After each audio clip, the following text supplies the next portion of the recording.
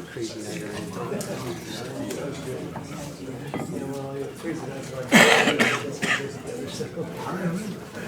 That's what you know. Alright, we can get started. If anyone's showing up later, they can just jump on in.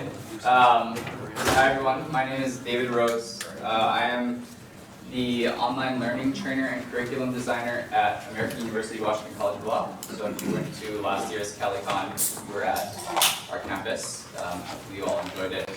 I've only been there myself for about a year and a half. So last year's CaliCon was my first Cali event.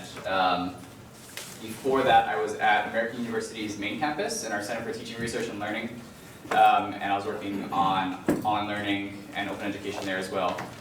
And so the kind of theme of my talk, you can see, I'm sure you read it on Sketch too, but this could easily be called online learning from a non-lawyer's perspective, would be another way to look at this. I'm not an attorney, I've never been a lawyer, I don't have a JD, I didn't go to my background is in instructional design, so there's some difficulties there, as you might imagine. I'm curious, is there any other non-lawyers in this room? Okay, well that's good to know. I like that. Okay. So, like any self-respecting instructional designer, I felt obligated to create some kind of learning outcomes for this session. I can't promise that they'll actually all be accessible, but this is generally what we'll be talking about. I know there's a lot of text here, but we're just going to talk about the different perceptions that I very anecdotally have experienced between online learning in AU's main campus, where we mainly worked with undergrad courses across all schools, all departments.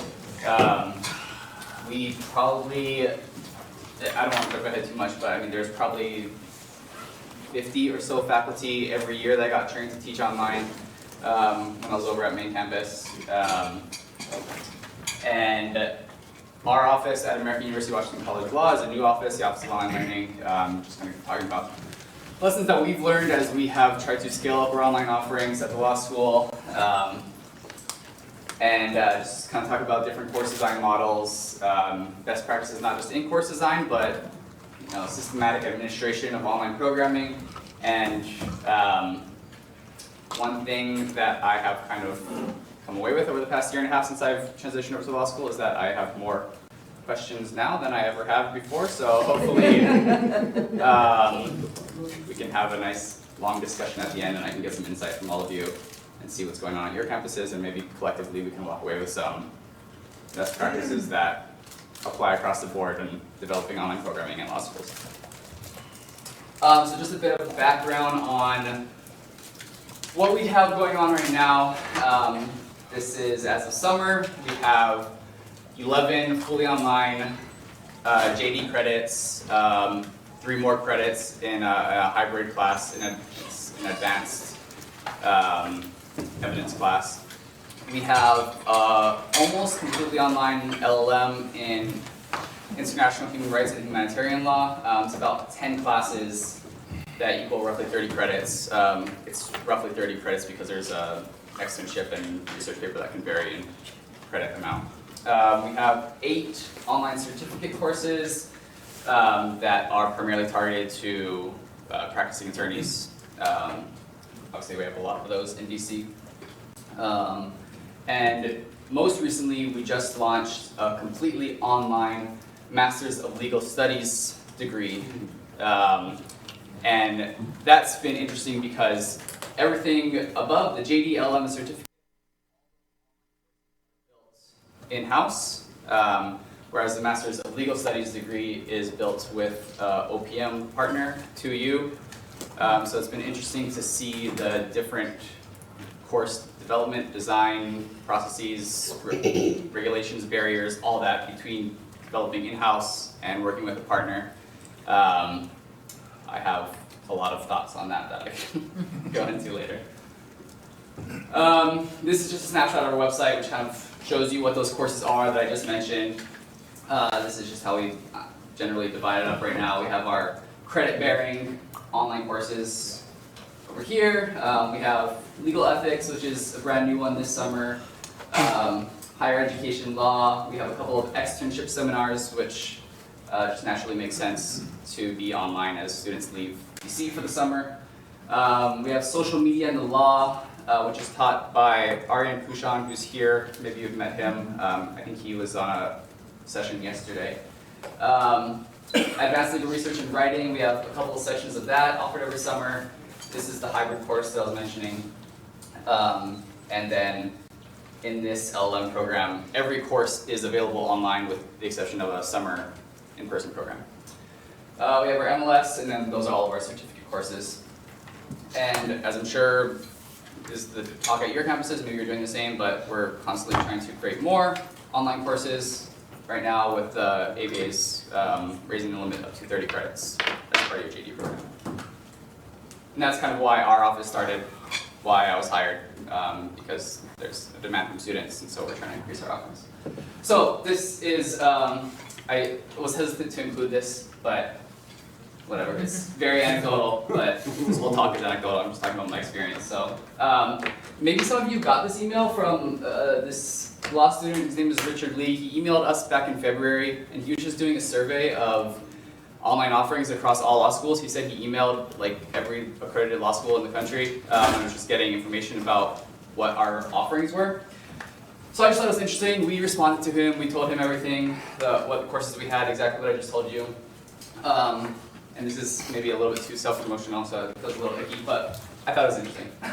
But we responded. He responded and said, thank you for your response. He said, right now, American University was the most online-friendly law school that had responded. I asked him how many folks had responded, and this, as of February, 24 had responded. So I don't know, maybe we are the online law school. I didn't know that, but that was interesting. Did anyone else get this email? Did you have any communication with this guy? Apparently not. Okay.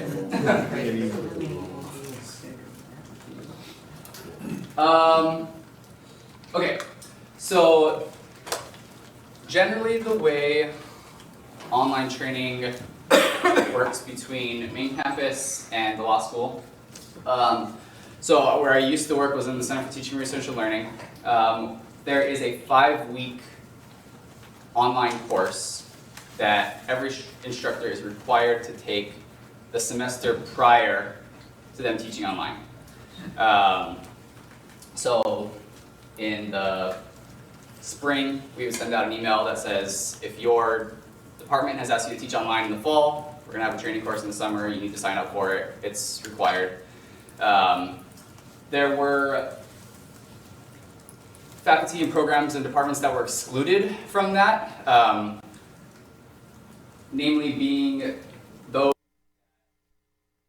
that were teaching online in a partner program. So in addition to the Masters of Legal Studies that our law school just launched, AU has probably, I don't know, close to 10 online master's programs across the entire school with various vendors. So all told, we probably have like 5 LMSs working on our campus, which is insane. So those programs are obviously excluded because the faculty were working on a different platform with a partner that had training built into their whole package, which we were paying for.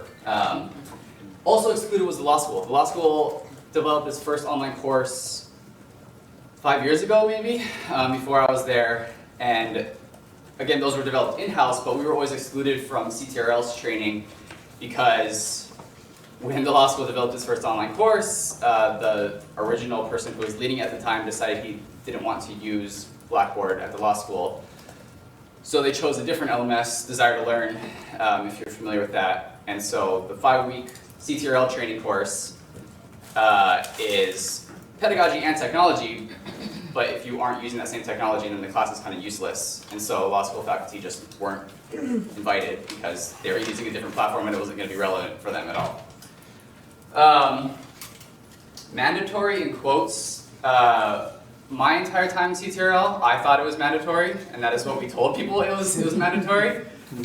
Just last week, I found out that the provost has says it's not mandatory because of academic freedom, which is just a nice word to throw around, I think. Doesn't really make sense how they apply here, but so I don't know what their plan moving forward is.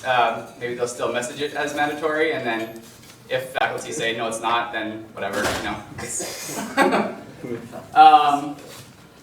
so the original idea of this session was that to start training for online courses, and I thought I was just going to bring this exact same model over to the law school, and it would be easy, it would be simple, and it would be fine. That was not the case. So the way we do it now is the Office of Online Learning is where I work. That's a new office. It started with the appointment of my boss, who's the Dean of Online and Part-Time Education. And then she hired me to lead training. And then we also have a Director of Online Learning who is my direct boss, but she mainly oversees the MLS, the Masters of Legal Studies program. So the way it works now is that I typically start with group information sessions, is what I call them. And I'll have those maybe once every semester minimum. And it's just an open invite. If you are interested in online learning at all, come for an hour over lunchtime and we'll talk about what our office is doing, what our current approach to online learning is, what we're thinking about. Online course looks like. We have things that we provide them, which I've the main thing is this online teaching checklist. It's just a one-page, double-sided, and it goes through the entire process of what is needed to get your course online. So I mentioned in CTRL the training is 5 weeks. Faculty meet synchronously once a week. And the training focuses on both online pedagogy and technology. So during the course, during this 5-week training course, the faculty are building their courses in the LMS. One thing, and I don't think this is the best way or the right way to do it. It's the way I'm doing it right now. But it's important for me to focus a lot on online pedagogy and not so much technology. And I think that's counterintuitive to a lot of faculty from my experience so far, just because a lot of their hesitancy in teaching online is the technological aspect. But it was important for me to really drive home the point that online teaching and learning is different from face-to-face, that we're not just going to be posting syllabuses and readings online. That's what an online course is, that there's a different way to engage learners, there's a different way to structure your course, there's a different thought process that needs to go into. So after that information session, there is stage. It's me talking with them about learning outcomes, talking about assessments, how to connect the two, how to find appropriate learning material to bridge those gaps, why certain assessments might work better in your class than others. Then after their course is built in analog format, like a Word document, Syllabus is the kind of end product. Right now I'm taking that course and I'm building an LMS for them. That has as we scale, that could be potentially very problematic for sure. There's obviously a lot of downside to in them not knowing the intricacies of the LMS. But after the course is built, then I do a lot of training on the back end of, okay, here's your course, it now exists in the LMS. Let's make sure you know how to use it, how to engage with your students, how to use the discussion forums, how to grade their assignments. So I do make sure they're comfortable with D2L, the LMS, and Adobe Connect, what we use for our synchronous online sessions. But that's what we're doing now. So yeah, and the work is guided by this online teaching checklist, which is a one-pager, and this is kind of what to do, and then I also created this 40-page manifesto. That's it's our online learning best practices and course design. So it's the how to the checklists what. So, and then the last thing is, whereas CTRL's training is mandatory, training is actually mandatory at the law school. We passed the distance learning policy that the faculty committee signed off on back in March last year. And in that it says that if you want to teach online, you are required to do initial and kind of our office's enforcement that you all signed off on this, you have to do this if you want to teach online. And exactly what training is just more or less left up to me to decide, I guess. If anyone has questions at any point, feel free to stop me. I don't. David, a question for you. Are Yeah. you doing full-time faculty or adjuncts? Are we? Are you training full-time or just, or? Yeah, so I will get to that in a second, but I can talk about it now. The initial courses before I started are largely still taught by adjuncts. Okay. Moving forward, our focus has to be on full-time faculty. AU is right at the limit of the percentage of courses that need to be taught by full-time faculty according to the ABA. So we can't create new online courses that are taught by adjuncts. We need to create online sections of existing courses that are still going to be taught by full-time faculty. Okay. Thank you. Yeah. So this is the checklist that I mentioned. I can go through it real quick. Some printouts up here, probably not for everyone up here. I'm happy to share this. If you email me after the session, I'm happy to share this with you. Excuse me. So I'm just going to go through it quickly. I mean, so the first thing is you have to read the distance learning policy, which I mentioned. You have to attend an information session. You have to meet with me one-on-one. After that information session, we'll talk about your specific course a little bit more. And then if you decide that you do want to teach online after all that, then these, oops. Oh boy.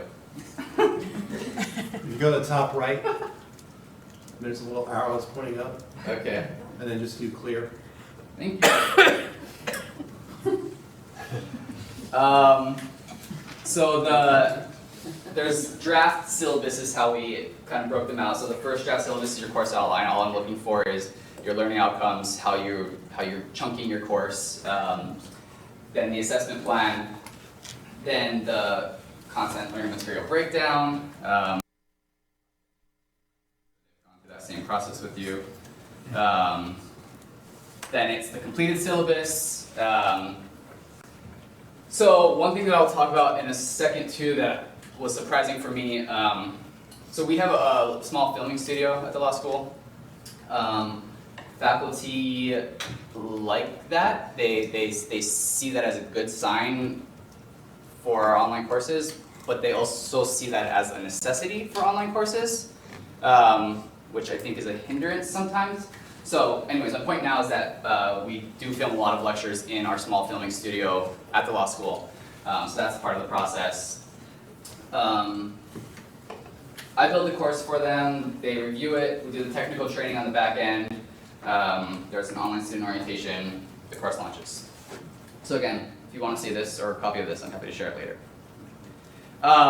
Right, and so this, I think, is a good initial handout to give to them, one, because it's short, but it conveys two important messages: that this is a lot of work, which I want them to feel. I don't want them to commit to this easily. I don't want to work with someone who's not going to put in the work. I don't want to waste anyone's time. So I would rather people not be interested in this at all than someone who's going to do a bad job. And the second thing is just that we've thought through this process, but we're going to be here to help you, we being the Office of Online Learning. So again, then the best practices in online course design is kind of the how to the checklists what. Again, happy to share this with you. Yeah, this is, what is it now? I don't know. So it's like a living document. Every single time I update this, it gets longer and longer, which I don't know. At some point there has to be a limit, I guess. But so I structured this similarly. So there's just defining terms in the beginning. There's just kind of differences about generally online learning versus in person. And then the course design process follows the checklist. So there's draft syllabus 1, draft syllabus 2. And so the checklist says what you need to do, and then when you go into each one of these, it says more detail on how to do it. So hopefully those are helpful aids. It's, again, what we have right now. I don't know if it's the best way. But that's what we're doing. Okay, so after a year and a half at the law school, what have I gained, or what have I deduced about why the training did not translate? Ultimately, I think it comes down to culture, expectations, and regulations. The last one, the opportunity to rethink, improve, I would love to have said that that came first, and I walked into this position with a fresh set of eyes and said, why am I going to just reproduce what I've always done? Maybe there's a better way to do it, but that's not true. I only came to that conclusion after I was met with roadblocks in terms of culture, expectations, and regulations, and said, okay, this is not going to work. Maybe there's a reason I can do this differently. So culture, again, from my experience as a non-lawyer, I think it mainly comes down to, I think there's an increased ivory tower mentality in law school versus our main campus. Whether that's true across the board or true at my school or just my wrong perception, I don't know. But I think there certainly is a general thought of law school is different, we teach differently because we have to teach differently. And again, I think that's maybe true for some courses, for some faculty. I largely don't think that's true though. I think teaching and learning is teaching and learning across the board. I think there's best practices that aren't mutually exclusive. Anyway, so that's the culture part. Expectations, a few different things. One being I mentioned the filming studio. So the online training course in CTRL at main campus that I taught before,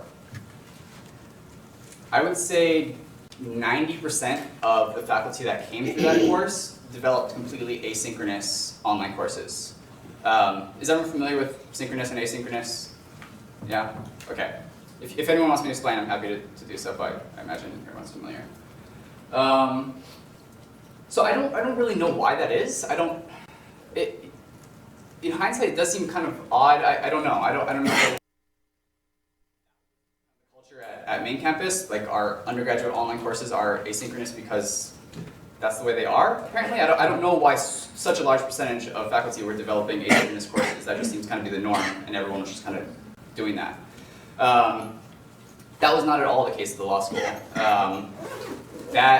Of our 6 JD courses that are online or hybrid, only 1 is completely asynchronous, and that's our Advanced Legal Research and Writing course. And there's still some pushback that I get about that all the time about, is it okay that this course is completely asynchronous? So there's the expectation that online legal contact with students and instructors in a live setting. There's the expectation that online learning equals high quality produced lecture videos, which I think are nice. I certainly don't think lecture videos recorded in a professional studio help students learn more in and of themselves. But there's certainly that expectation at the law school that this is an online course. Of course, I'm going to use this studio and I'm going to record lecture videos. That's the way it is. So that was surprising. And so that actually was one of the initial biggest roadblocks, that I can't just have this 5-week course where you come and I teach you how to use this LMS, because then there's this whole filming process that needs to happen. I don't know how to incorporate that into, so regulations, obviously the ABA, it is interesting though, so I guess in the same sense that I don't necessarily think that the ivory tower culture or mentality, the ABA has regulations, obviously, standard 310 in terms of how much contact hours students need to have with instructors. There's in-class and out-of-class hours. But every higher ed class has regulations in terms of contact hours with instructors. The ABA that feels much more heavy at the law school than I'm very much more aware of that. It feels very heavy versus our normal middle states accreditation that we had that already dictates how many hours online courses need to have contact between the faculty and student. So what I'm going to show you something else too. So the slides from the online learning information session. In terms of those contact hours, I want to show you one of the things that we talk about.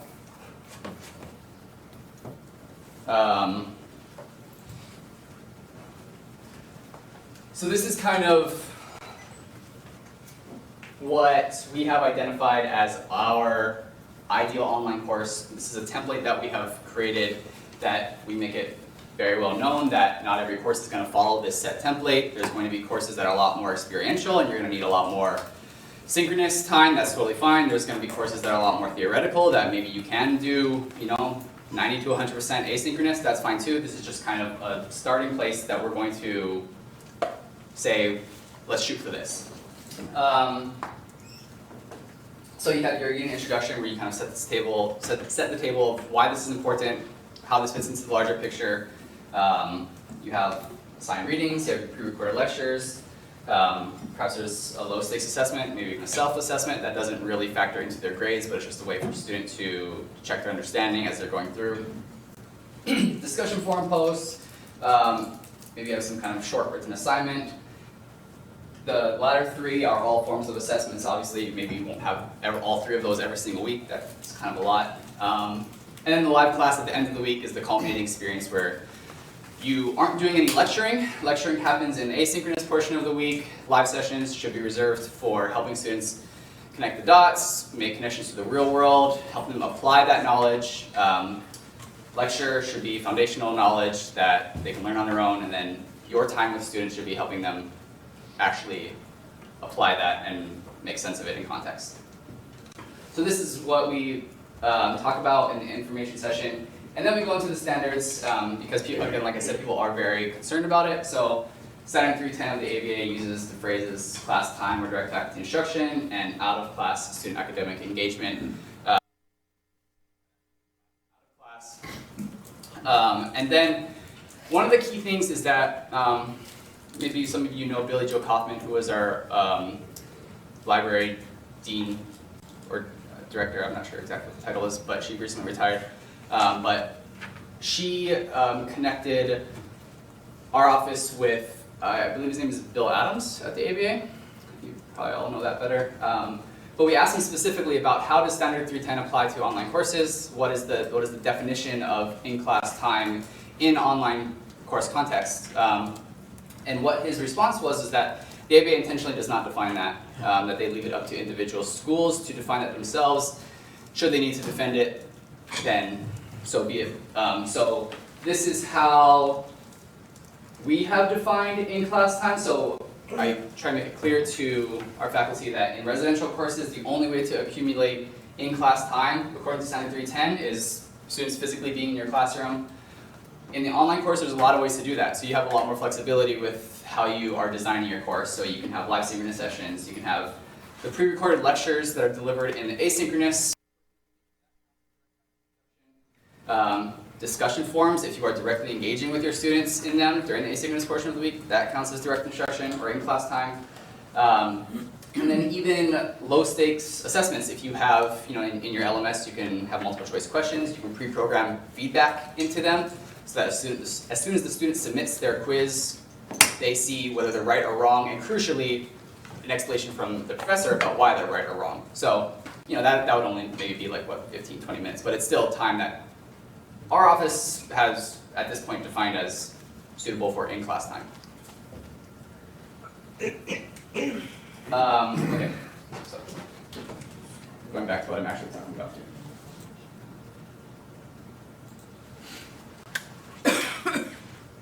Okay, does that all make sense so far? Mm-hmm. Okay, so the question earlier about who's teaching these online courses, I think, is another key point to all of this. So the online training course at main campus in CTRL, probably about 60% of the hundreds of faculty that have come through that course since its inception, like 10 years ago maybe, have been adjuncts. That is the large bulk of who teaches online courses at AU's main campus. Like I was explaining earlier, that is not the case at the law school by necessity. So that has been another roadblock in the sense that online learning is still relatively new, right? Like it's the reason an office like mine exists is because we need to convince people to teach online. We need to help them more. That is hard regardless. I think it is even harder with full-time faculty versus adjuncts. But it has been hugely beneficial getting the full-time faculty on board. One of the courses that we have that you saw on that list was legal ethics. That is developed and taught by our Vice Dean of Academic Affairs. And that's been a huge win. She's like super well respected, everyone loves her. She's been like our office's biggest fan. So that has kind of unlocked a whole bunch of doors for us of just having not only a full-time faculty member support us, but someone of her standing at the school. But not only just in terms of trying to convince people to teach online, but this also brings up questions about costs too. So did you all see this article about a few weeks ago, a month ago? So this is really good. It's by Kevin Carey. Where was it posted? I think it was on the Huffington Post actually. It's really, really good. It's quite long, so maybe read it over a few days, but I would highly recommend it. He kind of gives a really good history of higher education and private companies' role in higher education, for-profit colleges, and more recently OPMs, or online program managers, which are partnering with nonprofit universities to help them develop their online programming. So one, I showed this to one, recommend it, it's really good, but kind of talk about the point that his central thesis is that for-profit companies in higher education are very problematic. OPMs in recent history are even more problematic because they are not always super transparent about their working relationship with these nonprofit colleges.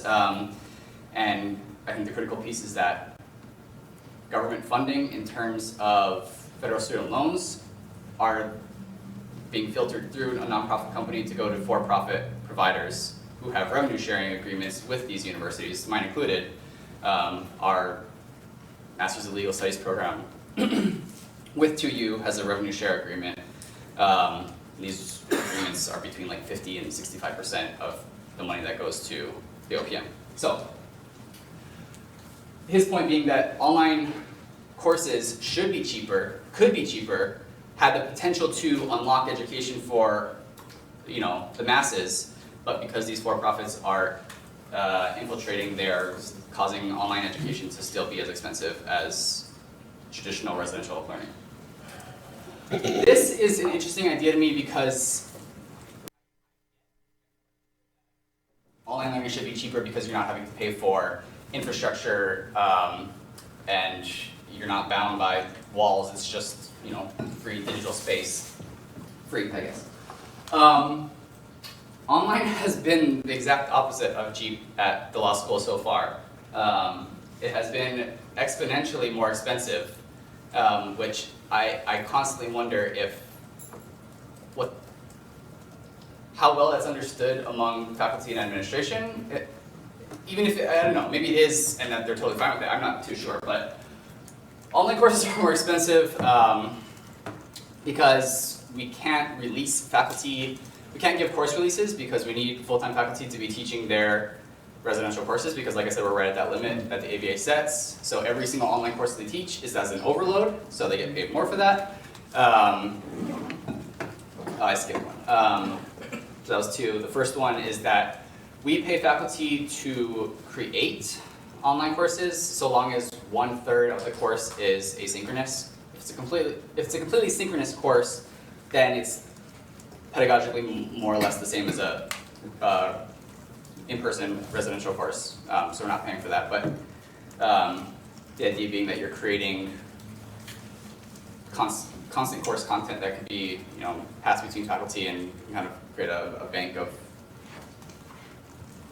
online modules, I guess. So we're paying for course creation, faculty are getting paid overloads, and then the third one is, I think, the biggest misunderstanding so far, that I've certainly had multiple conversations with faculty in just a year and a half where there's still the perception that online learning equals MOOCs from 10 years ago, where this online course is going to be open to everyone and thousands of students can learn versus just what's bound by my walls in my classroom. AU is a very large law school. We have a lot of sections that are 50 to 60 students.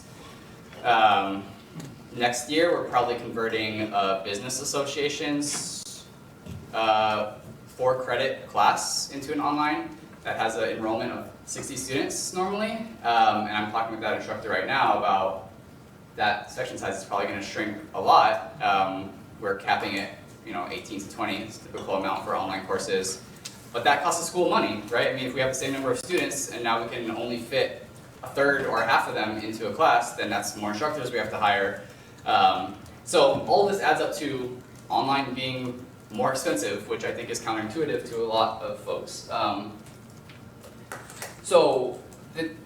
My natural question is just why, why is administration cool with this? I suppose the easy answer is just that because the ABA increased the limit to 1/3 of your JD can be completed online, we kind of have to because every law school is going to be doing it and we have to keep up and students want this, students demand this, and that's a fine reason, I suppose.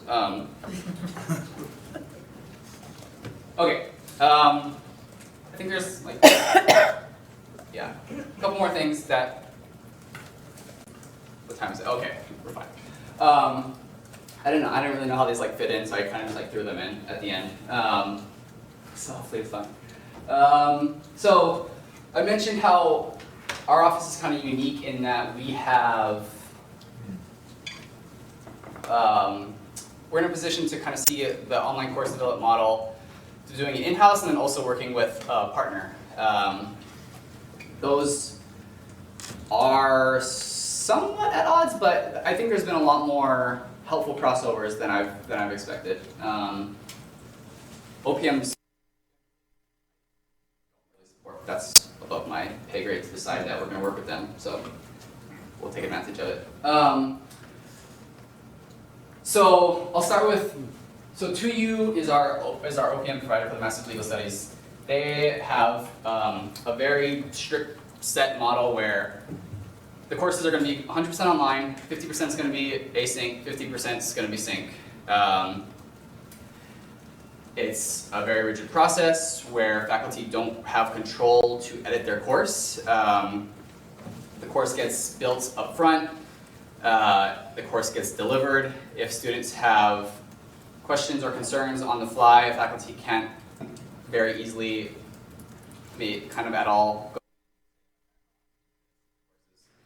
It's into use cog, it's going through their system. They have a course update or iteration plan that happens every year or two, and those are the only times that you can update the courses. They have a course planner software, which is really helpful. Something like that would be helpful in-house, but faculty use that to kind of help them conceptualize the smaller chunks of an online course that they would probably not think about in a traditional residential course. So that's the two-use model in a very condensed version. So as I've explained most of this already, what we do in-house is that we promote the blend of sync and async, but we're not stuck to, it has to be 50-50, you know, there might be classes where you want a lot more sync, classes where you want a lot async. We obviously don't need to be 100% online.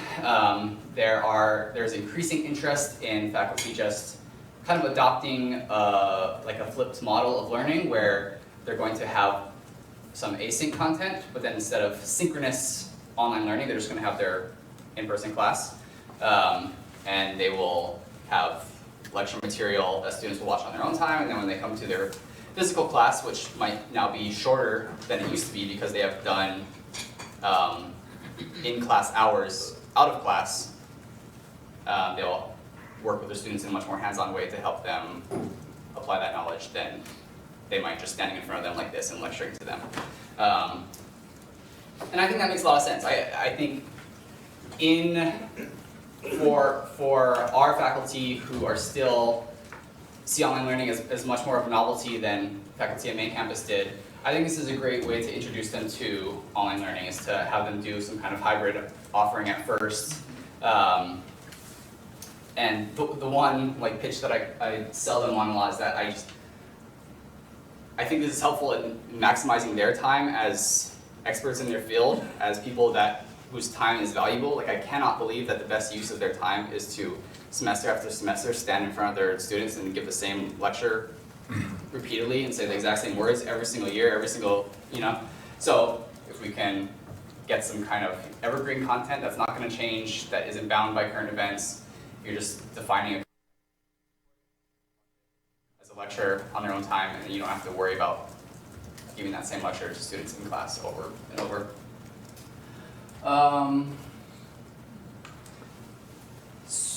So we, in-house faculty obviously have much more control of their course. They have direct access to me, and together we can make changes to their course at any point. Best practices still would say, the course should be completed by day one of the semester, right? We shouldn't be making updates to the course because we didn't plan it ahead. But if things aren't there, we can certainly do it on the fly. And then the online teaching checklist that I mentioned, and our best practices book guides them through that process. So there have been a couple really big benefits. 2U has a much nicer filming studio than we have. That's kind of like their bread and butter. The style, their aesthetic of their online courses is beautiful, highly produced lecture videos. Their courses are very video heavy, much more than I would think is necessary or whatever, but they have a studio. If you are ever engaged in negotiations with an OPM, it is not a foregone conclusion that you own the content that gets produced for these courses, so I would make sure to negotiate for that if you are in a position to influence that decision. We luckily did, so every lecture video that gets recorded, we own it. Even though that was in our contract, they still tried to not give us the videos after the fact. So that's just whatever. But there's the audience of our Masters of Legal Studies is different than JD students, right? But there still are a lot of courses that are similar in content, and there are a lot of faculty that are teaching in the MLS and in JD programs. So there's been a lot of ways to reuse the lecture videos that are recorded in this beautiful studio that look nice, that are great. They have beautiful lighting, beautiful sound quality. So we're able to reuse a lot of that content, which has been really great. Because, like I said, there is a lot of crossover of faculty that are developing courses in our Masters of Legal Studies and interested in teaching online in the JD program. It's just increasing the awareness of it. These faculty are coming to me with a lot more knowledge of online learning than they would otherwise because they've already talked about online learning theory and pedagogy and best practices with their 2U training. And that's another thing too, is that from an instructional designer perspective, my biggest hesitation about 2U and OPMs generally was the quality of what they're putting out there, like their pedagogy, right? Are they teaching faculty the right things? By and large, I've been impressed by that. That has been nice to concerns that I think, by and large, they know what they're talking about in terms of online learning best practices.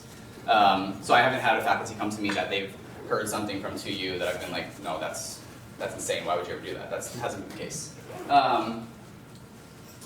So there's also downsides. The scale of the Masters of Legal Studies program is massive compared to what we're doing in-house for our JD program. The JD program is just one-off courses, whereas the program as a whole is much larger. The Masters of Legal Studies is an entire online program. So by nature, it has kind of come to define our office. Our office is much more identifiable by the Masters of Legal Studies program than our in-house JD online offerings. And so kind of whatever the MLS is doing has become what online learning is, for better or worse. So back to the filming studio. That was an issue just by us having our own filming studio at the law school. I think it's become even more of an issue with this 2U partner program, is that faculty see that they perceive online courses as needing to have these highly produced professional videos because that's how it's done in the Masters of Legal Studies program, and that's the infrastructure that 2U is providing them. And so when they are working on an online course for the JD program, they have that expectation that an online course needs to have this, and our studio is so small, and we can't do what we can do at 2U. And I mean, like, it's not bad. It's not hurting anyone, but it's just, like I said, I don't think online courses need to have that, but that is being iterated, yeah. Do you get a chance to try to market this to your faculty and tell them what your opinions are on whether that kind of production matters and so forth? I do. I don't have any problems talking to them about that. Like I'm fortunate that my bosses, like, they're not like concerned about me giving my opinions about OPMs generally. But it's interesting though, like I do think the counter to that is I think my dean kind of wants faculty to perceive online learning as these highly produced videos, because I think it's just a quick, like, oh, this looks good, right? Like it's an easier thing to latch onto of quality versus my definition of quality is learning outcomes and assessments, right? Like that's much more harder to grasp and conceptualize than like, oh, this looks nice, so this must be as good of a quality as what would normally happen, So I think from her standpoint, like, she's just worried about faculty perception and not wanting everyone to be pissed at her for destroying the quality of legal education. So, yeah. So you don't find yourself having to defend it, or do you? Defend the way you're doing something in-house versus the MLS part? I don't have to defend the way I do things. I have to. I guess I have to explain my definition of quality more. But I think it is helpful that, like, I can say, you know, like if you want these beautiful videos, like we have stuff that we can repurpose, we have our own studio, it's not gonna look as nice. Like that, it's helpful to have maybe not the full option that they initially want, but have other options that are also as okay. Yeah? I've got a comment, but also a quick question. Yeah. So I just completed creating a online course, one of many that I've created, and they wanted me to use the studio across the way. Mm-hmm. And I was doing these things at 11 o'clock on a Saturday night. And I have a very nice program on my Apple Camtasia, and it's so easy to use. Mm-hmm. And all I have to do, and I don't like the talking heads, I Mhm. just like having the PowerPoint or visual or whatever you have there, and then talking. And then you can edit it yourself. I don't understand why people would want to do that unless there's a tool that they have in the studio that is, that you can't possibly, you can't replicate with simply your desktop. Yeah. And you know what? I get one of those little snowball mics. Yep. How much do they cost? $60 over Yep. at Best Buy. I've got good quality video. Yeah. But the other comment I want to make, or the question I want to ask you is, so you were saying that the advanced legal writing class was a hybrid. It's fully online, fully asynchronous. Okay, then I misunderstood. I thought you said it was a hybrid. And Sorry, or we have whether- another class. But they thought that's that, evidence class. they thought, they couldn't understand why that could be just totally asynchronous. They were having questions about that? Yeah, I think because there's And what was the issue? just the concern about the ABA guidelines for direct faculty instruction to students. Like, are you getting enough direct faculty instructions with students in a completely asynchronous class is the concern. Oh, I see. So it wasn't just that course, it was... No. It wasn't an issue with the course or the instructors. It was just the idea of a completely asynchronous legal education see. course. I Right? see. Okay. Is that acceptable in our world of legal education? Is the I see. concern. Okay. Yeah. So I'm kind of the opposite. I'm a law faculty member and I'm trying to teach undergrad students Okay. in an online asynchronous course. And so, and the course is designed to kind of get people interested in going to law school. Mm.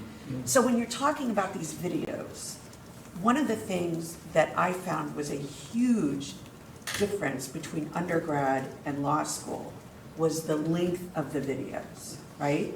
And so I'm going in and I'm like, sure, I'm gonna do a 40-minute lecture because that's what they're gonna get in law school.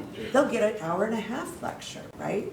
And my online designers, and even the dude in the studio is like, no. You've gotta cut each one up to 8 minutes. And I'm like, but that's not gonna prepare them for law school experience. What is the best practice for that? Yeah, I mean, I see that argument. I just have a tendency to not give as much credit to the perceived notion of this is how legal education is and should be and how it always has been. I'm not saying it's right, I lean a lot of research that shows online learners dramatically lose interest after 6, 8, 10 minutes. And so you are doing yourself a disservice and your students a disservice by having a 30-minute lecture video because chances are they're not going to watch it, even if we would all like everyone to have one.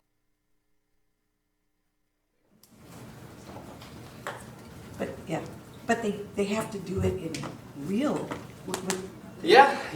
So you think they lose the attention after 10 minutes in a live class?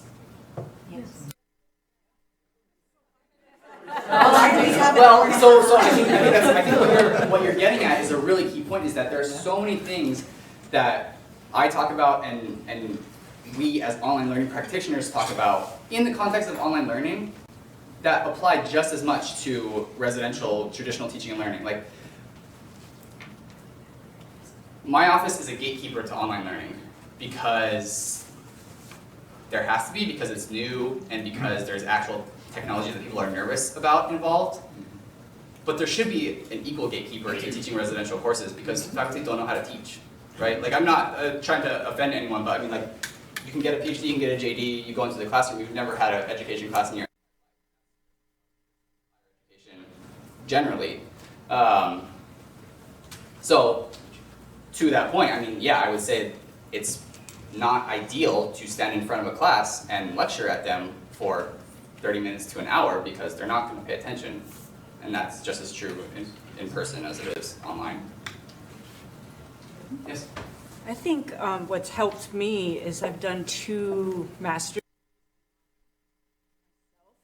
And sitting through online classes taught me how to do it better online. So I don't do, when I have videos, they might be 10 minutes and then I have them do a quiz or do some assessment to break up their mentality. Because if I have to sit through a class where the teacher voice recorded over a PowerPoint for an hour, I drop the class. If every week, I feel bad because I'm a bad student, even though I educate. I look for the classes where I know I'm going to get a lot. And I have one teacher that I take over and over again. It's for coding, but every week he has about 30 to 40 minutes of video, but they're chunked out into skills, 10 minutes of skills. So we watch a video for 10 minutes, and then I do a skill and practice and try to build something with that code. And that makes it a lot easier if you actually have experienced online learning as the online learner. I agree, yeah. It's better. Similar motif, it's not just law students, but it's also attorneys. We do alternate delivery recordings of our legal tech CLE seminars. And one of the things that's actually required by, the South Carolina is that there's interaction. And actually, when I'm doing the videos, I see that you need the interaction. So we actually break up into like 3 chunks of quizzes over an hour CLE seminar and require them to answer that because honestly, I think, during that point, they need to have that quiz, that feedback, because otherwise they will lose the attention span. So I agree with that. Yeah. How many students do you have enrolled in your online MLS? So the program just started April 1, so we're still in the first cohort, and there were 16 students that joined. 6-0 or 1-6? 1-6, yeah. 1-6. So they take 2 courses at a time, so those 16 students are still in that first, the first block. It's a quarter. AU is a regular semester system, but the MLS is a quarter system. And how long is the agreement with 2U? Is it a 5-year agreement? 15 years. Tough negotiating. Yeah, I think my boss, the dean of online learning at the law school, was upset about that too because she had initial conversations with 2U, and then main campus took over the negotiations. I guess our attorneys over at main campus, and then they negotiated terms different than what were in the initial conversation between my boss and 2U. So. And is 2U still doing the thing they used to say they would only they would only partner with one program in one degree area? Are you guys going to be the exclusive partner with them in the MLS area? No, I don't. That is ongoing concern. Like, they have MLS programs at Pepperdine and WashU in St. Louis already. Those were existing before we joined. I think to that question they would say, like, we're not going to create one with Georgetown, like you guys are our local one, but there's still, like, someone applied to our program and another MLS program with 2U and then chose the other one because they were getting marketing emails from 2U and saw the other program. So like that's still like a problem and a concern that, Okay. I don't know. Yeah? Hi, I'm involved in a conversation later today that I wish was immediately after this one on video elements and community of inquiry. And it is such an interesting topic. I was hoping you could segue right into it from this great conversation.